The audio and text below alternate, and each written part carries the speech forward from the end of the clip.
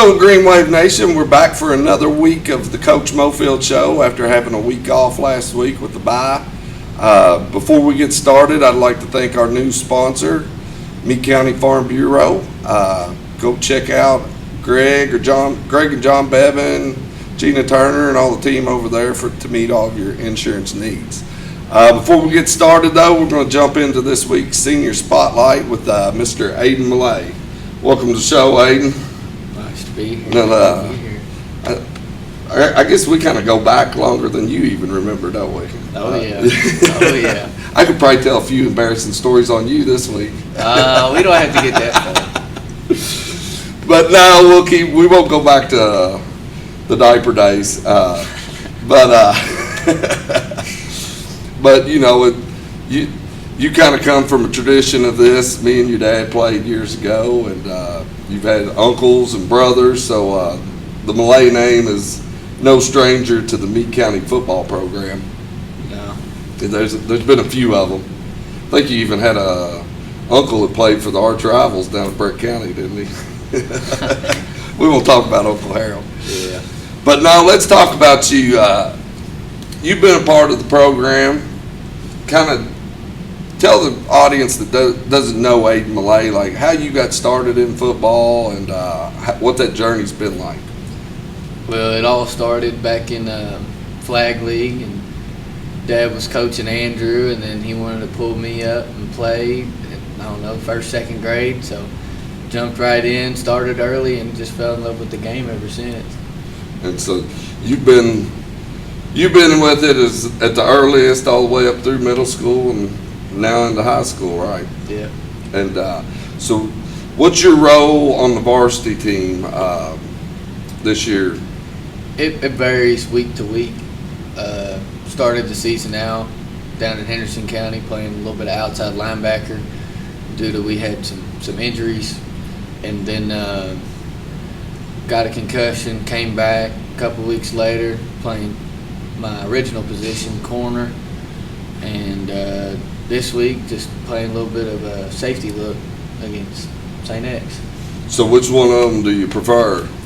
I really like playing outside linebacker, but I'm quite a bit better at corner. I like to think. Well, let's talk defense.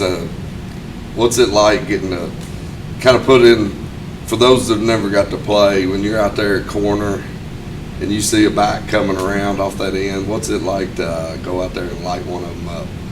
Oh, it's the greatest feeling ever. It really is.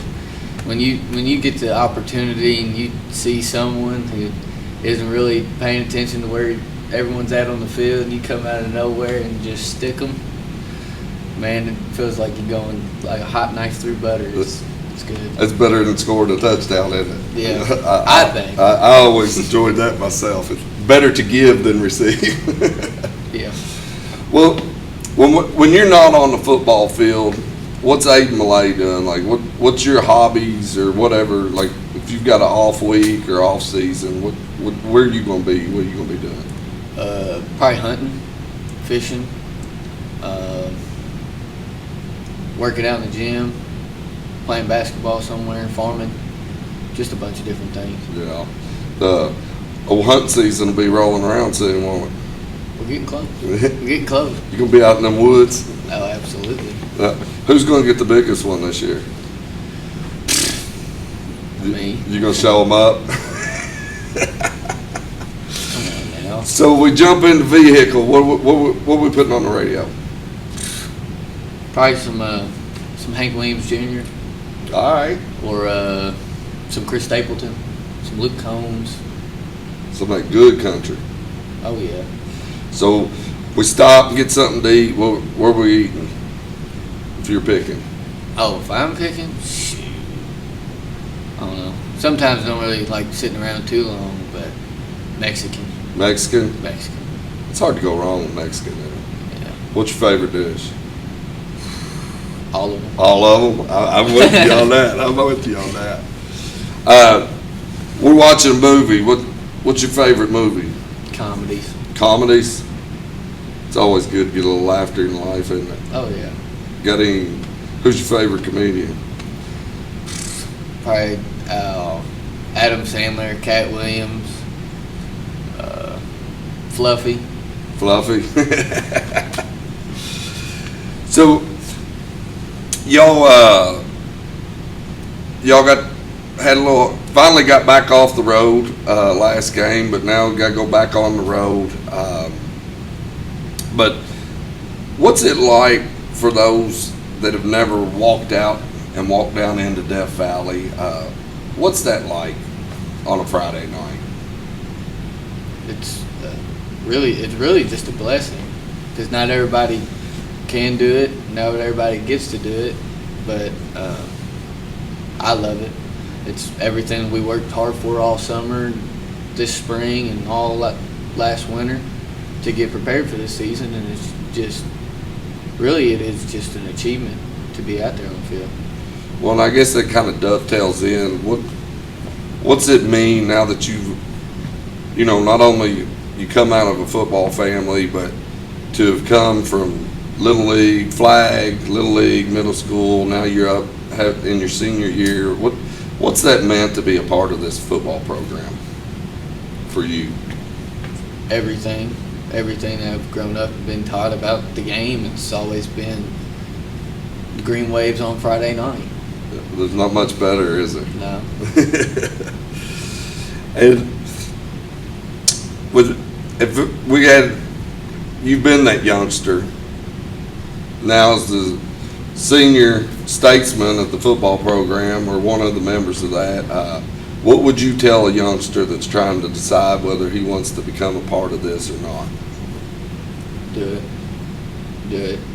Football teaches you a lot more than just how to play the game, but to really just grow up and be a good person. It teaches you a lot of moral values than anything.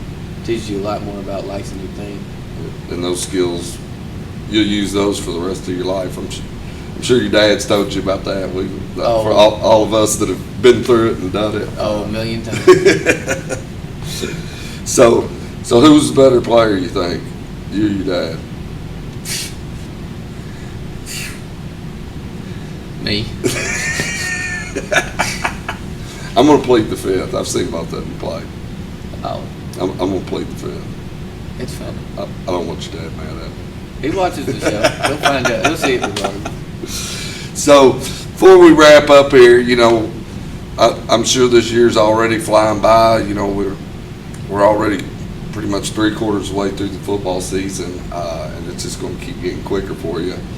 When you walk that line this spring and get that diploma, what's the next step for Aidan Millay's life? Like, what are you planning? What are you kind of looking at going into next?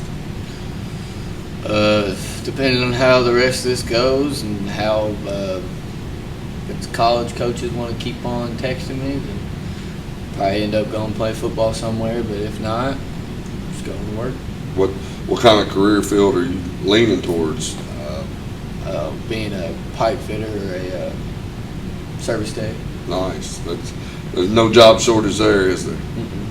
Well, Aidan, we thank you for being on the show today, and we wish you the best of luck when go up to St. X this week, and we'll talk to you later. Thanks, brother. Thank you, Chad. We'll be right back with the Coach Mofield Show. All right, welcome back. Like I said earlier, after had the bye week last week, but we welcome Coach Mofield back to the show.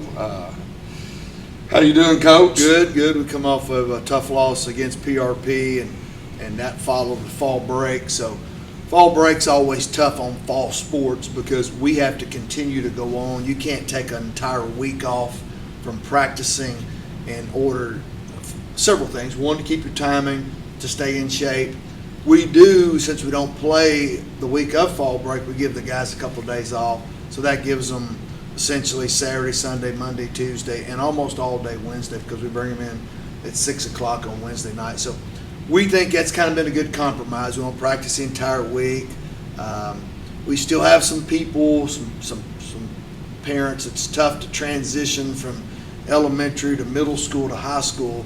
I said this a few weeks ago. I think I hadn't had a fall break in 34 years, and and I'll have one. I'll be on permanent break here for too long if I get fired or retire or die, you know. But anyway, I enjoy doing what I'm doing, and it's important. I think the kids that we needed to have at practice, we had at practice. We had a few that missed, but I think for the most part, the kids that are going to play for us on the field were there. And there are sometimes situations that are out of your control. They're out of the kids' control.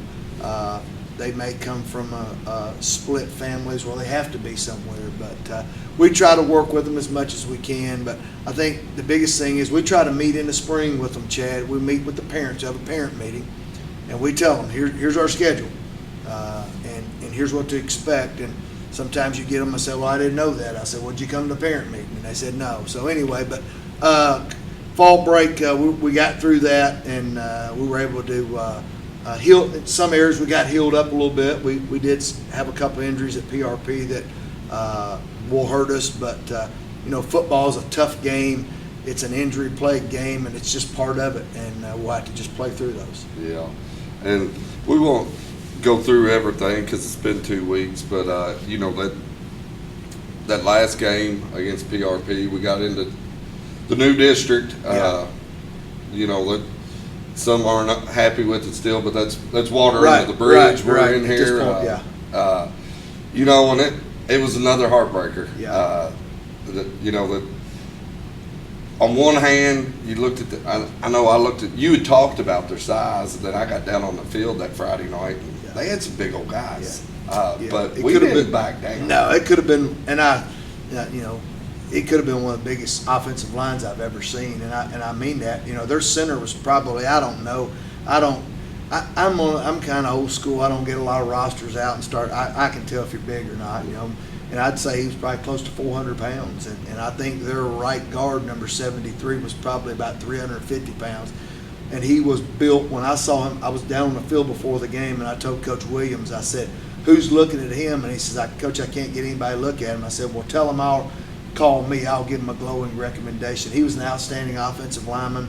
He was probably 350, but you couldn't tell it because he was built so well. They were huge up front, and which goes back to what you said. We don't take solace in losses and stuff. It was a loss, and it hurts, and we had an opportunity. We missed 2-point conversion to potentially win it. But, it's like you said, it's water under the bridge too. But I tell you what, our defensive line, our defensive front was unbelievable, I think. I think Wyatt Rainey had 17 or 18 tackles. I thought Grant King played one of the best games of his career. He was physical. It was fun. It was fun to watch. I'm out there watching from the sideline. I'm like, wow. And he played well, and our whole defense played well. I thought Luke Newsom came off the ball. Luke probably weighs 215, maybe 220, going against a guy that's 150 pounds more, maybe, and you couldn't tell it. There were times we'd give up a little push, but for the most part, our kids were attacking. We were downhill. I can't say enough about their effort. Obviously, we want to win the game. But nobody on this entire coaching staff came back and said, if we'd only done this, when it comes from an effort standpoint, our effort was there. I thought we had a good 2-point play call too. Sometimes they work, sometimes they don't. Our kids left it all on the field, and the good thing is, I think with us having some success this year, people are kind of expecting you to win, which is good. It's nice to feel that way because and they get disappointed when you don't win because we've had enough lean years to where it's kind of nice to be back to be relevant again a little bit. So, but overall, I thought PRP's got a pretty dang good team. They're a heavily run-based team. Their quarterback made some really nice plays. Some people say, well, Coach, you should have gotten those sacks. Well, maybe, but also there's times when kids make plays. You also got to give credit where credit's due. Could we have wrapped up? Maybe we could, but I tell you what, those kids were big and strong, and he made a play, and you got to give him credit for that. Yeah, because I think it was right before the half that one. Right. It looked like we had him for a 10-yard loss, Yeah. and then all of a sudden he squirts out and just happened to have somebody wide open. Yeah. And Yeah. But he was a shifty kid. Yeah. It was kind of like grab and hold a Gumby. Yeah. Some guys just have that knack on the field. they're well coached. Their record's not great because they played a bunch of outstanding teams. I mean, I said that on the previous coaches show. You know, if you came to the game, that's the other thing I would like to get a quick blurb in. You know, fall break, I think we had more people probably than I anticipated show up, and I appreciate Green Wave Nation for showing up because that's tough. You know, we have the day before off, but yet our fans still came out there, so I appreciate that. And our kids, and it's really about them. At the end of the day, it's not about anybody, but about the kids. You know, come out there and support the kids because they're laying, and they laid it all on the line, and that's what you want to see from a fan perspective. I mean, it wasn't from lack of effort. Yeah. I agree with you. If I didn't have any skin in this program and I just walked onto that field with two teams I didn't know anything about, I would have thought it was going to be a huge mismatch. Their line versus ours, but you know, I don't think you can say congratulate them guys enough because they played 3 times bigger than they were. Yeah, and they brought, you know, an interesting side note about number 73. He was their right guard, who's an outstanding lineman. He played nose for most of the night, and you know, as good as he was on offense, he was just as good on defense. So, you know, you got a sophomore in Jesse Bevan out there going against him. You got a sophomore in Backer Robinson at the left guard, you know, and that's pretty impressive that those kids don't back down and they play. You know, PRP is in a tough. They've been playing against the Louisville schools and St. X and Mel and Manual and Trinity and all those teams for years. You know, so they kind of know what to expect, and they know that you know they've got a few big kids that can match some kids from those opposing schools. Where hopefully down the road we'll be able to get a few more big kids, and we do try. I mean, I think there's a misconception in the community that we run kids off. We don't run kids off. I mean, we every day we're in the halls. I mean, I see kids that are 6'3", 6'4", 252. I mean, I'm recruiting them hard, I mean, short of just letting them come out and dress on Friday and play, which you can't do that. You got practice during the week. I mean,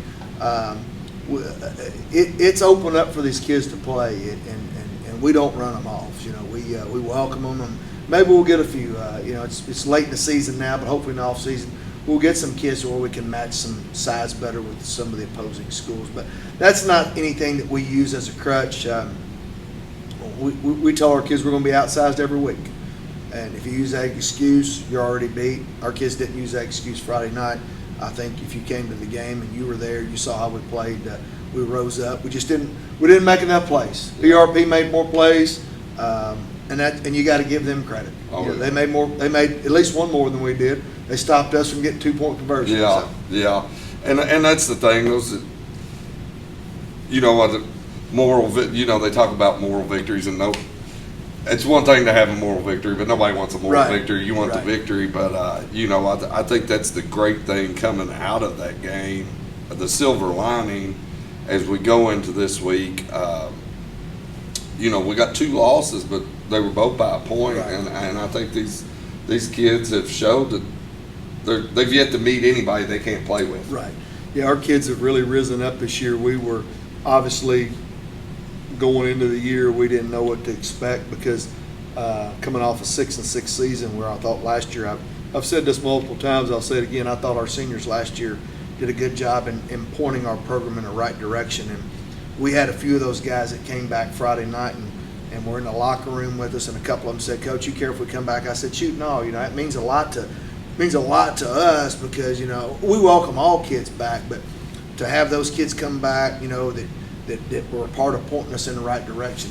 It's good for them, it's good for us, and it's good for our kids to see those kids because they remember them from last year. So hopefully we can find a way to compete and win some of these games down the road. Our schedule doesn't get any easier, with what we got looming, with St. X. Well, and I guess we'll go on and jump into that. After it seems like every time we've been on the road this year, we've been going west down 60 to Owensboro way. This week we're going to head east and kind of northeast and go up to Louisville and play St. X. What What's it looking like after a week off last week and this week's practice and rolling into? Well, obviously an outstanding program. I think when you say St. X, you probably don't have to say a whole lot. I think people know the St. X has been a storied program for years in the state of Kentucky, and I was able to go see them Friday night against Manual.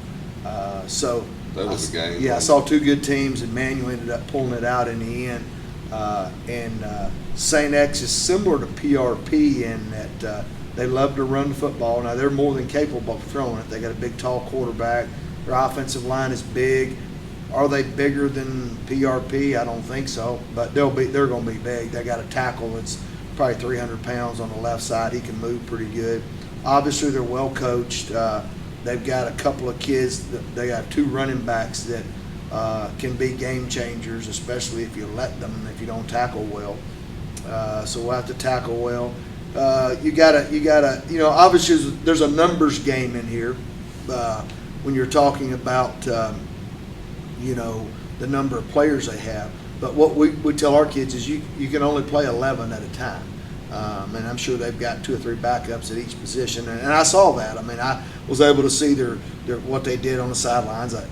They rotated several kids in on the defensive line. Their offensive line was pretty consistent, which most of the time you have to be there unless you get an injury. You don't replace a lot of guys there.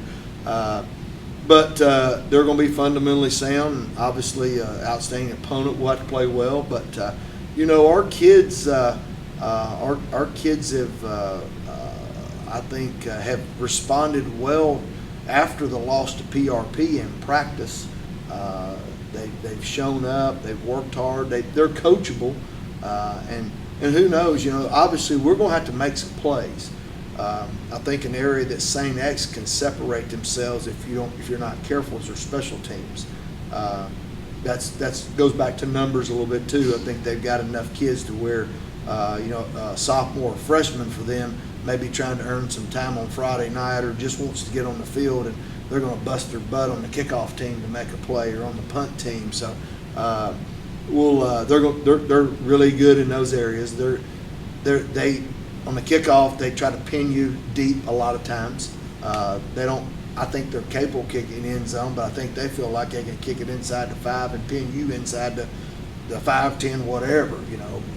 So that's an area of the game we'll have to be sound in. So anyway, obviously it's a big challenge. We knew it was looming, and it's the most important game on the schedule because it's the next game on the schedule. And so we're going to compete as hard as we can. I think our kids will compete, and we'll see what happens. But I like the kids we got out there. I think we got some kids that can make some plays. I think people have seen that. I mean, we're not a one-horse offense. I think we've got a couple of running backs. We're going to get one back Friday night in Cruz Redmond that was a big loss for us, and then we have some receivers that can catch the ball, and then obviously on defense we'll have to tackle well, and the big plays too. You got to be careful, and that's what we've kind of been able to stay away from in these, in the loss to PRP. We stayed away from the big play. We didn't give up the 80 or 90-yard run consistently. We didn't give that up to Bardstown, and because the teams that we're facing now obviously have backs that are capable of doing that. So we got to continue to tackle well, and that some of that goes to our defensive line. We told our defensive line against PRP, you may not have a tackle the whole game, but if you're occupying a guy or 2 guys or 3 guys, that may let Wyatt Rainey or Stone Redmond or Ethan Kaiser or Grant King, make some plays from that linebacker spot. Because in our defense, if we can do that, and we did that. Anytime you got a linebacker with 18 tackles, yeah. I mean, somebody did a pretty good job up front. And it's the same way, no different than a lineman, making good blocks, and the running back or the quarterback has a big night, and their name's not in the paper, but obviously there's a reason that guy did that. And we try to sell our kids on that, and of course I feel like I've tried to do that for my whole career. And I think most coaches do. It's nothing earth shattering, but what gets done, the job that gets done, if it does get done, it gets done because the guys on the front line. And when I say front line on defense, I'm talking about those 3 or 4 that are right there on level 1, and those offensive linemen are on level 1 on offense. So. Yeah. Well, I know I talked to Peter and some of the guys that are always on the chain crew, and they said that coach was over there losing his mind because White was coming free every time, and they're like, "Who's blocking him?" But like you said, it was those front guys were taking that up and letting him operate. Yeah. Well, I think White, when our linebackers are doing what we want them to do, and I think our coach to do, Coach Proctor coaches our linebackers and does an outstanding job, and then I think Coach Myers heads up our defensive line. Coach Trotter helps him, and then Coach Scott's got our secondary. And I thought the job that they did Friday night to put us in a situation. You're not going to shut a team like PRP out. And our defense, I thought, gave us an opportunity to win the game and kept us in it, kept us around, and just kept grinding. And that'll have to be the same against St. X. We'll have to play good defense, and you're going to give up some points. I mean, we're talking about a good football team, and so consequently, you got to score some points too. So, well, that's what I was looking at. Was it the last game? Yeah, the last game.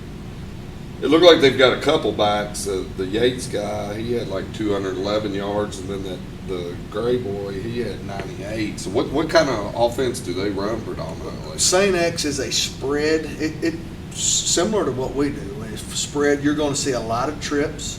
You're going to see a lot of trips with a tight end. You'll see some what we call an empty set, where you just got the quarterback back there. Now they'll run 26 and 4. In the empty set is their Wildcat backs, and I think that was probably their first score Friday night. Was number 26 out of the Wildcat.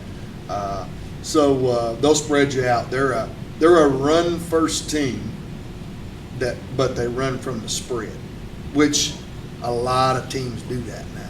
A lot of people get enamored with these spread offenses from sideline to sideline, but a lot of them, in fact, I don't know, 60-70% of them are running the football, because there's still an element to, now some teams will throw a little bit to set the pass, and at times this year we've had to kind of chuck it a little bit before we're able to run it, because you got some good defenses in there that, and we played some formidable defenses this year that aren't going to let you run the ball. So you got to kind of loosen them up. Now, as sure as I sit here and talk about their run game, they may come out. They're capable of throwing it. Don't get me wrong. Their quarterback's he's probably as tall, if not taller than Cade. He's probably 6'4", 6'5", so he can sling it. He's pretty good. They're all pretty good. I mean, when you're in a metropolitan area like Jefferson County and Louisville, you're going to get some. You got some choices up there. That you can make, and they've got a pretty good football team. Yeah. So, and Coach Wallace does an outstanding job. He came from Bowling Green several years ago, and obviously he won several state championships at Bowling Green, so he can coach. One of our former coaches and players, Levi Ray, is on the staff of St. X. And, oh, really? A great guy.